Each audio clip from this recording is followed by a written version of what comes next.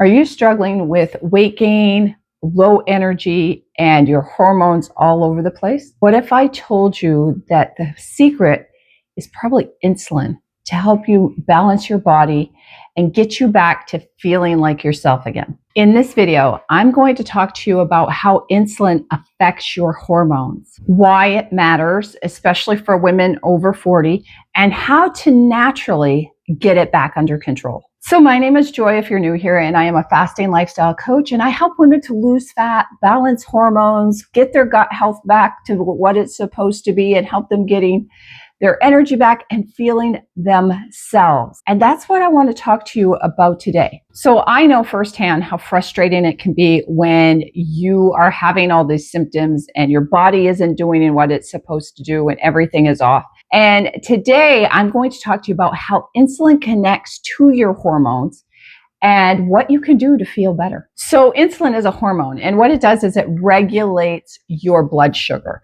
but it's also a fat storage hormone, and it plays a part in all your other hormones depending on how it is actually functioning in your body. When insulin is out of control, and it can be out of control due to things like your diet, your lifestyle, the stress that you deal with, when that happens, it can throw all your other hormones off balance. The first thing it does is it will cause your body to produce more insulin. More insulin means weight gain, moodiness, and other menopausal symptoms like hot flashes and night sweats. The other thing insulin will do is it will suppress your progesterone. And we need a progesterone for better sleep, to have that feeling of calm, to be able to just relax. And when there's too much insulin, it suppresses that hormone. The other thing that insulin does, if it's too high, will cause your testosterone to be too high. And then you can have things like hair loss and acne and irregular cycles, even in midlife. And this can lead to PCOS. PCOS is a disease that many women are dealing with, a chronic, preventable, reversible disease that they're living with, all because of having sustained high insulin levels, which has messed up their sex hormones. It can also affect your thyroid, making you feel sluggish and tired and unable to lose weight. What you have to realize is when you hear about insulin, insulin isn't just about blood sugar. It's about your hormones working together in the way they should. When you balance out insulin, it helps your other hormones to come into line, into balance, so that they can work as the team they were created to do in your body. So some of the symptoms of having insulin that are out of balance is, one of them is weight gain, especially around the belly area.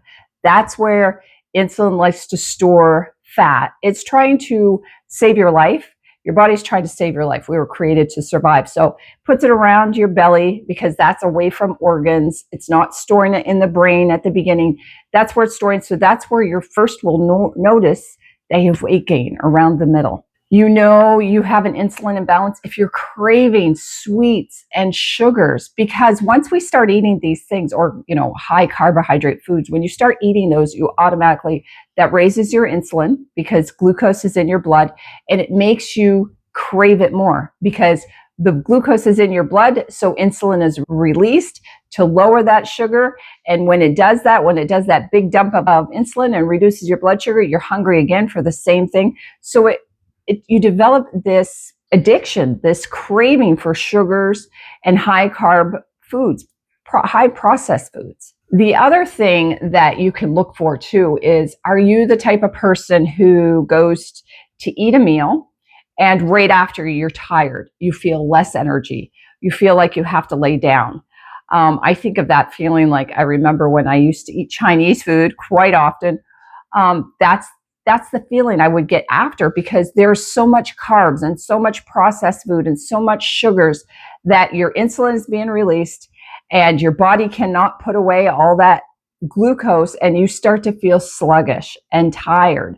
So if your insulin is too high, and been too high for too long, that's how you're going to feel. That's one of the one signs when you know that you're metabolically unhealthy, is if after you eat, you feel tired. Your body has to go in to try to take care of that sugar. If you're metabolically flexible and you're healthy, when you eat food, good food, you should feel good. You should feel like you have energy. But unfortunately, in the diets of today, and too many of us, me included, we have been eating a diet that didn't really nourish our bodies, but more for taste or what we craved. And so this has been a problem. The other thing is brain fog. You can't think clearly, especially in the afternoon. You have mood swings. You have trouble sleeping at night. All these are signs that you may have an insulin issue, and you need to address it if you want to live a whole life, a healthy life, a life full of joy and excitement and energy. You've got to change what you're eating, how you're living in order to bring that insulin back into balance. You can do it naturally. Okay, so there's 5 things that you can start doing today to start bringing your insulin down. And the number one thing that you can start doing today is intermittent fasting. Fasting, going without eating for longer periods of time, helps bring your insulin levels down. It helps to become back into a regulated state so that you aren't having all these spikes and crashes throughout the day. Once that insulin is brought down, then your body can start to release fat. You won't be able to as long as your insulin is high. So paying attention to making sure you're going several hours during each day, and intermittent fasting. Fasting is the quickest, most natural way to bring down your blood sugar and help to balance out insulin. That's why I do it every day, because too much insulin is a precursor. You know what's going to happen after that, at least to diabetes, chronic disease, even dementia, Alzheimer's. They are now calling that type 3 diabetes. And it all is connected with how much sugar and how much insulin your body's releasing, how much storage is going on, and that insulin having to take sugar and store it in other places because our cells are so full of it because we've eaten so much, and it starts to store it in places, our organs, our brain, in fat. So we have to really pay attention. And intermittent fasting, going so many hours each day, really helps to bring that back into balance. And once you bring that back into balance, your insulin, you bring that back so it is sensitive. Your body is insulin sensitive. It knows how to use it and use it properly. It will help to balance out all your other hormones. Number 2 you want to do is make sure that you are reducing your sugars and your refined carbs. All these processed foods, reduce them in your diet. The more you eat these types of foods, the more you crave them. Even the artificial sweeteners will cause you to crave sweets, processed foods. We want to get them out. One of the biggest challenges I had was to stop drinking diet sodas, because I was brought up, if you want to lose weight, drink Diet Coke. Well, that never helped. It never made me lose weight. And actually, there's chemicals and things in these types of foods that are actually called obesogens. They keep you fat.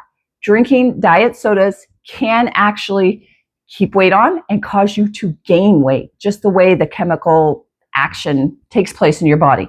So try to keep the artificial sweeteners and the carbs, the processed food, all those things out of your diet so that you can break that addiction to them and start bringing your insulin down. Number 3 is make sure that you are prioritizing protein and healthy fats. When you eat a diet you have healthy protein, enough protein for your body. Right now, the recommended is 1 gram per pound of ideal body weight. And that's a great goal to get to. That's what they recommend right now. So eating enough protein, and I suggest you start every meal with a protein, build your meal around your protein, and then healthy fats, avocado oil, olive oil, butter, ghee. Those healthy fats are what you want to add into your diet. When you eat enough good protein and healthy fats, you don't have as many cravings. So it's easier to get rid of those carbohydrates and those sugars because you feel fuller. They give you that feeling of satiety. Protein and fat helps you to feel fuller, longer. You feel satisfied. And so that you're able to cut the other cravings. And protein and fat, when you eat them, they actually help stabilize your blood sugar.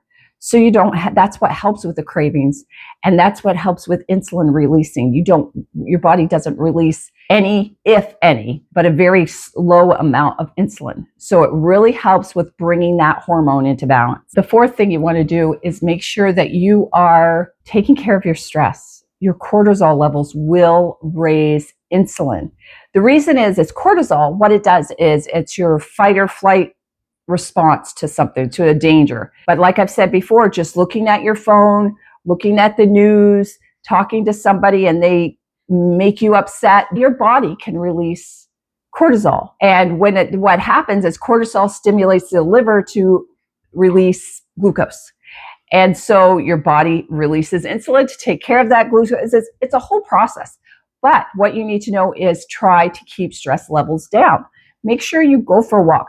Make sure you have your daily prayer practice and really be present in that time to help bring those stress levels and that anxiety down. We're in Advent, and that's one of the best things I believe about Advent is it really helps us to take some time and step back and really just get rid of that hormone because it makes your body release so much insulin. And this is when fat storage happens. And this even prevents healing of inflammation and chronic diseases. So we want to keep cortisol as low as we can. And if you feel an urge, if you have an argument or something that upsets you, that's your movement hormone. Get up and walk.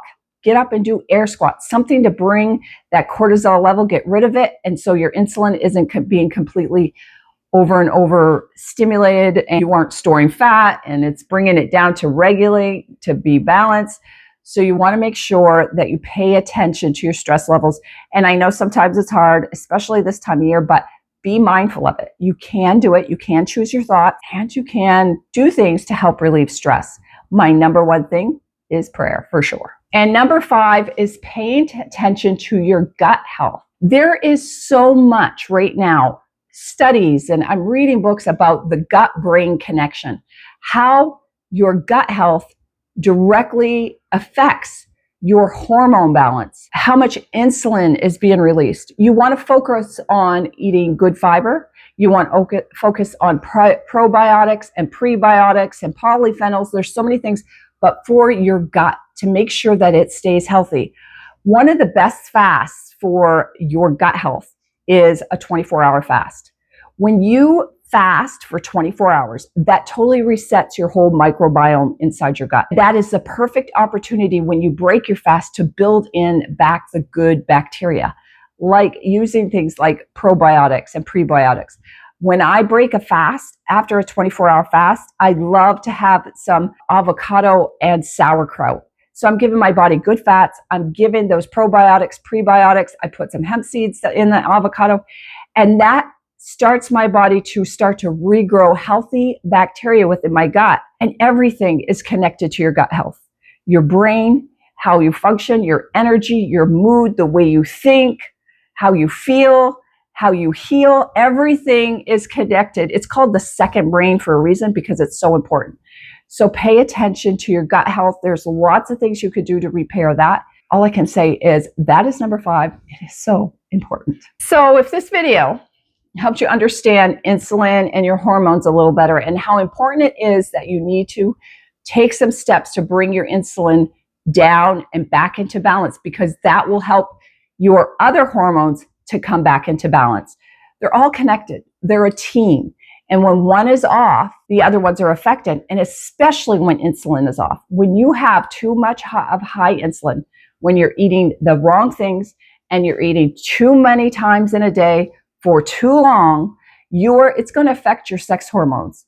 And there's so many stories and so many testimonies of people beginning to fast and follow a fasting regimen and beginning their fasting lifestyle, and how there's symptoms of their midlife symptoms, normal midlife symptoms like hot flashes, mood swings, night sweats, gaining weight, how those start to just become better. They start to resolve all by themselves just because somebody has decided to start intermittent fasting lifestyle, and that naturally and fairly quickly brings your insulin back into balance, and it helps the rest of the hormones to start to regulate and do what they're supposed to do. So that's your first step. Of course, it's not just one thing. That's your goal, but lifestyle, making sure you're doing all the things that you need to do, sleep, movement, eating right, fasting, prayer. There's so many things that you need to do so that you can be fully healthy and live a healthy and holy and prosperous life. We are built to heal. Our bodies are built to heal. We're built to be in balance. And when something is off with that, the rest of the body is affected. So take care of yourself. God gave you this body. God gave you this life. He gave you this holy temple. He created it. He died for it. And it's up to you to take care of it. So I will see you in the next video. Make sure you put a thumbs up for this, share it out, and leave me a comment below because I would love to hear what you think. And we'll be talking more about hormones in the next video.